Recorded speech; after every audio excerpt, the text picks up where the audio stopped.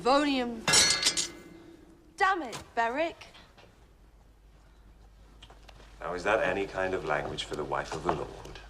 I have picked up some dubious habits since we met.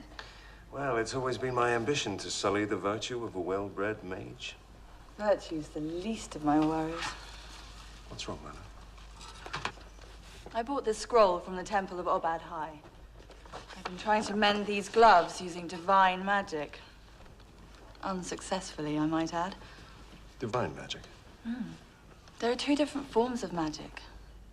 Mages like myself work with the arcane.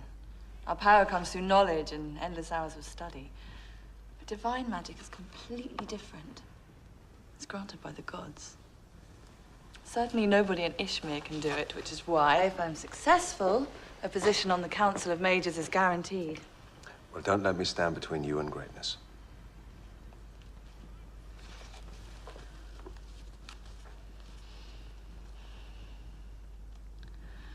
Tiok ma do. Livonium doc uvana.